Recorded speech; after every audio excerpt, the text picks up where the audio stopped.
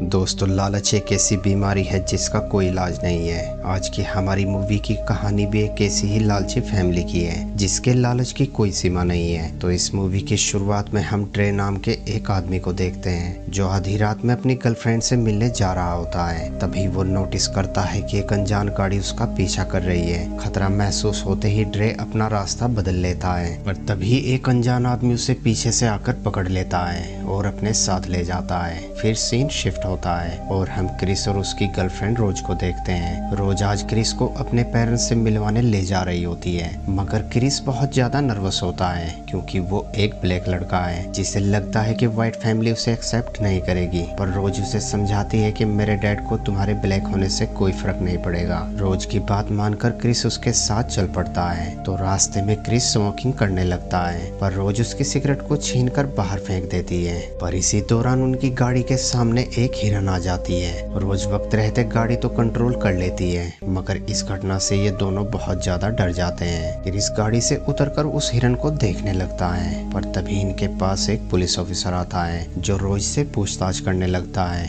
और रोज की सारी आईडी को चेक करता है। वो ऑफिसर क्रिस से भी उसकी आईडी मांगता है, पर रोज क्रिस को उसे आईडी दिखाने से मना कर देती है और खुद ऑफिसर से बात कर उसे वहाँ से भेज देती है। इसके बाद ये दोनों रोज के घर पर आ जाते हैं, जहाँ रोज के पेरेंट्स इन दोनों का स्वागत बहुत अच्छे से करते हैं। रोज के पेरेंट्स का स्वभाव देखकर क्रिस अब थोड़ा रिलैक्स हो जाता है। फिर रोज के डैड डीन क्रिस को अपना घर दिखाने लगते हैं, तो क्रिस देखता है कि रोज के घर में काम करने वाले सभी सर्वेंट ब्लैक हैं। ये बात क्रिस को और भी परेशान कर देती है। तो डीन उसे कहता है कि मुझे पता है कि तुम क्या सोच रहे हो, मगर ये लोग मेरे सर्वेंट नहीं बल्कि मेरी फैमिली के ही एक मेंबर हैं। ये सुनकर क्रिस को बहुत अच्छा लगता है। इसके बाद ये चारों बैठकर बातें करने लगते हैं। यहाँ डीन क्रिस से पूछता है कि क्या तुम स्मोकिंग करते हो। क्रिस बड़ी ईमानदारी से हाँ में जवाब देता है। तो डीन उसे कहता है कि तुम सिगरेट छोड़ने में मेरी वाइफ मिसी की मदद ले सकते हो क्योंकि वो एक साइकियाट्रिस्ट है। मैं भी तुम्हारी तरह ही पहले स्मोकिंग करता था, पर मिसी के ट्रीटमेंट के बाद मैंने सिगरेट को हाथ तक नहीं लगाया। इस पर रोज अपने पेरेंट्स से कहती है कि तुम्हें क्रिस के दिमाग से खेलने की जरूरत नहीं है। अब रोज के पेरेंट्स क्रिस को खुशी खुशी एक्सेप्ट कर लेते हैं। यहाँ डीन की नौकरानी जॉर्जिना क्रिस को ड्रिंक सर्व करने लगती है, पर उसके चेहरे को देखकर लगता है कि उसे कोई बड़ी चिंता है। क्रिस इस बात को नोटिस कर रहा होता है, पर तभी यहाँ रोज का भाई जेरमी आ जाता है। वो भी रोज की पसंद को एक्सेप्ट कर लेता है। अब रात में जब ये सब बैठकर डिनर कर रहे होते हैं, तभी जेरमी पता नहीं क्यों क्रिस के साथ बदतमीजी करने लगता है और रोज के पेरेंट्स ये सब चुपचाप बैठकर देख रहे होते हैं। पर रोज अपने भाई को डांटकर शांत करती है और क्रिस को लेकर अपने कमरे में आ जाती है। रोज क्रिस से अपनी फैमिली के बर्ताव के लिए माफी मांगती है।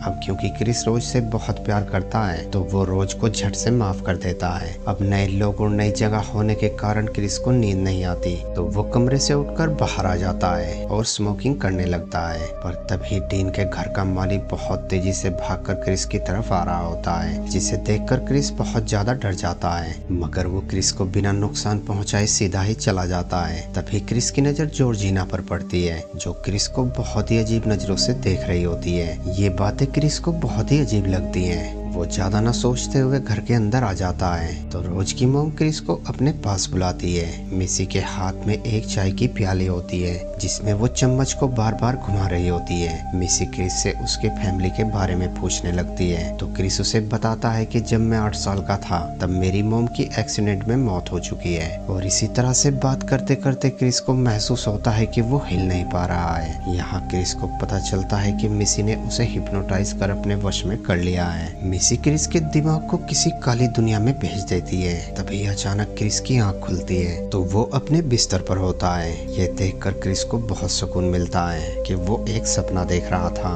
अगली सुबह क्रिस घर से बाहर आता है, तो वो माली लकड़ी चीर रहा होता है। क्रिस उससे बात करने के लिए उस माली के पास आता है। वो माली क्रिस के सामने रोज की तारीफ करने लगता है, मानो जैसे वो पहले से ही रोज को पसंद करता हो। वो माली क्रिस से पूछता है कि मिसी के इलाज से तुम पर कोई फर्क पड़ा। क्योंकि कल रात तुम काफी देर तक उनके ऑफिस में थे।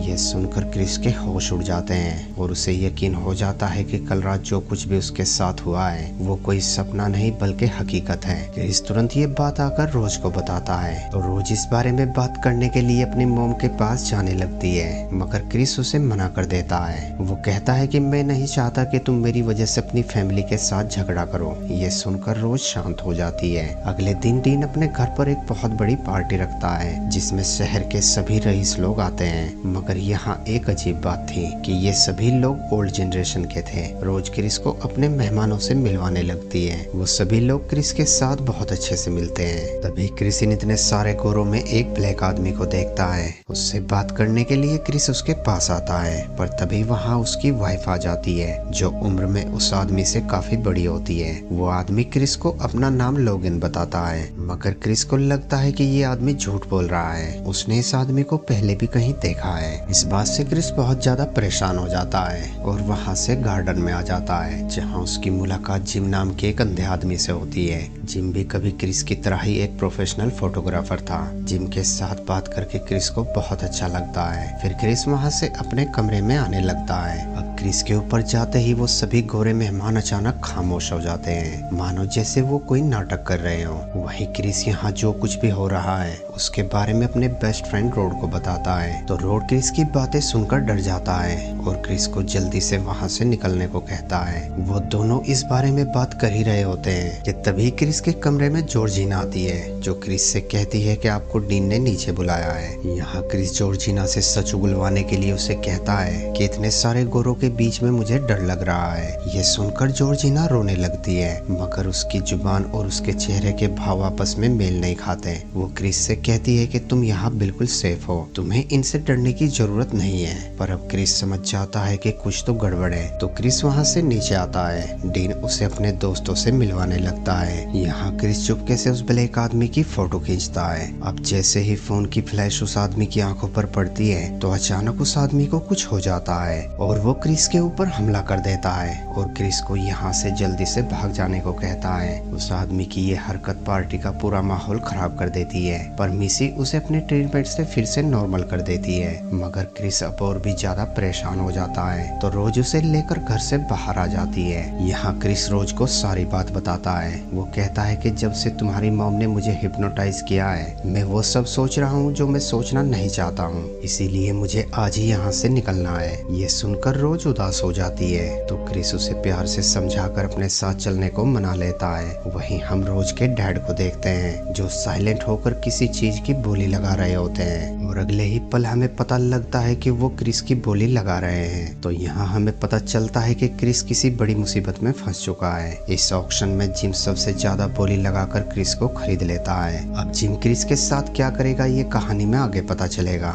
रात होने पर रोज क्रिस को लेकर वापस घर आ जाती है। क्रिस उस ब्लैक आदमी की फोटो को रोड के पास भेजता है तो रोड उस आदमी को पहचान लेता है। वो तुरंत क्रिस को कॉल करता है और उसे बताता है कि इस लड़के का नाम हेनरी ड्रे है जो पिछले कई हफ्तों से गायब है। यहाँ आपको बता दे दोस्तों कि ये ब्लैक आदमी वो है जिसे हमने मूवी की शुरुआत में देखा था। उसके बारे में जानकर क्रिस पूरी तरह से शॉक्ड हो जाता है। वो रोज से कहता है कि हमें इसी वक्त यहाँ से निकलना होगा। ये सुनकर रोज अपना बैग लेने के लिए नीचे चली जाती है। तभी क्रिस की नजर एक डोर पर पड़ती है जिसके अंदर एक रेड बॉक्स रखा होता है। अब क्रिस जैसे ही उस बॉक्स को खोलता है तो उसके होश उड़ जाते हैं क्योंकि इस बॉक्स में रोज की बहुत सारी फोटो होती है जिनमें वो अलग अलग लड़कों के साथ होती है और वो सभी लड़के ब्लैक होते हैं। यहाँ तक कि उन फोटो में उस माली और उस नौकरानी की भी फोटो होती है। पर इससे पहले कि क्रिस कुछ और सोच पाता तभी वहाँ पर रोज आ जाती है जो क्रिस को लेकर अपने घर से निकलने लगती है। पर तभी रोज के पेरेंट्स और भाई क्रिस को चारों ओर से घेर लेते हैं और यहाँ क्रिस को रोज का असली रूप देखने को मिलता है। दरअसल रोज इस गेम की सबसे बड़ी खिलाड़ी है। रोज ही ब्लैक लड़कों को अपने प्यार के जाल में फंसाकर यहाँ तक लाती है और यहाँ हमें इस बात का भी पता चलता है कि रोज ने उस पुलिस ऑफिसर को क्रिस की आईडी क्यों नहीं दिखाने दी थी, क्योंकि वो नहीं चाहती चाहती थी कि पुलिस को क्रिस के बारे में कुछ भी पता चले। वह क्रिस रोज के बारे में जानकर पूरी तरह से टूट जाता है और वहाँ से भागने की कोशिश करने लगता है,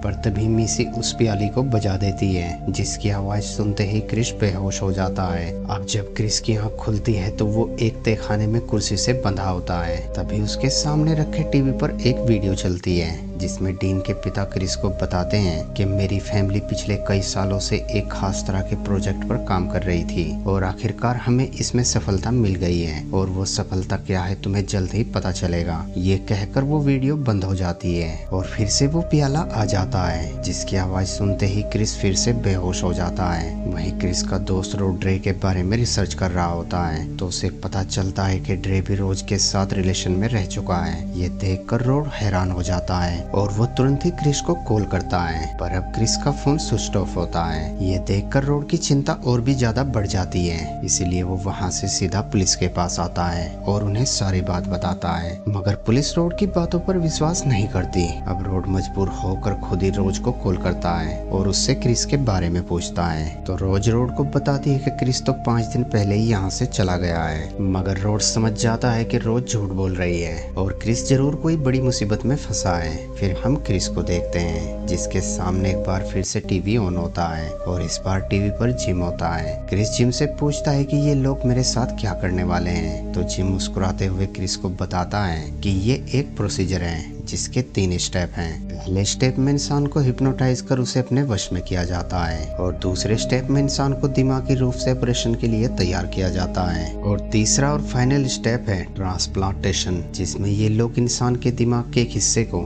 दूसरे इंसान के दिमाग में ट्रांसफर करते हैं जो नर्वस सिस्टम से जुड़ जाता है। इसमें इंसान की मौत नहीं होती पर उसकी बॉडी पर दूसरे इंसान का कंट्रोल रहता है। तुम क्या कर रहे हो तुम ये सब देख सकते हो, सुन सकते हो, पर तुम कुछ कर नहीं सकते। ये सुनकर अब क्रिस को समझ आ जाता है कि क्यों ड्रे और जॉर्जिना और वो माली यहाँ से भाग नहीं पाए, क्योंकि उनके दिमाग पर दूसरे इंसान का कब्जा था। पर जिम क्रिस से कहता है कि मुझे तुम्हारी बॉडी की नहीं बल्कि तुम्हारी आंखों की जरूरत है। इसके बाद वो टीवी ऑफ हो जाता है और क्रिस को फिर से उस प्याले की आवाज आती है जिसे सुनकर क्रिस दोबारा बेहोश हो जाता है। फिर हम डिन और जेरमी को देखते हैं जो जिम के दिमाग को खोल रहे होते हैं। डिन जेरमी को क्रिस को लाने को भेजता है। जेरमी क्रिस को लेने के लिए तहखाने में आ जाता है और क्रिस को कुर्सी से खोल देता है, पर अगले ही पल क्रिस एक हार्ड चीज से जेरमी के सर पर हमला कर उसे बेहोश कर देता है। दरअसल क्रिस ने बेहोश होने से पहले ही बड़ी चालाकी से अपने कान के अंदर रुई डाल ली थी ताकि उस प्याली की आवाज उस तक ना पहुंच सके। फिर क्रिस वहां से सीधा डीन के पास आता है और उसके सर में हिरन के सींग घुसाकर उसे मार देता है। इसके बाद वो वहां से ऊपर आता है जहाँ वो मिसी और उस प्याली को देखता है, पर इस बार क्रिस सबसे पहले उस प्याली को तोड़ता है और इसके बाद वो मिसी को भी मार देता है। अब क्रिस रोज को ढूंढने लगता है, पर तभी जेरमी एक बार फिर से आकर क्रिस के ऊपर हमला कर देता है। मगर इस वक्त क्रिस के सर पर खून सवार होता है। वो जेरमी को बड़ी बेरहमी से मार देता है और उसकी जेब से गाड़ी की चाबी लेकर वहाँ से निकलने लगता है, पर तभी उसकी गाड़ी के सामने जॉर्जिना आ जाती है जिसकी आवाज सुनकर रोज को लगता है कि बाहर कुछ गड़बड़ है। क्रिस जॉर्जिना पर तरस खाकर उसे भी अपने साथ ले जाने लगता है, पर तभी रोज क्रिस की गाड़ी पर गोलियां बरसाने लगती है और वो अपनी दादी को आवाज लगाती है।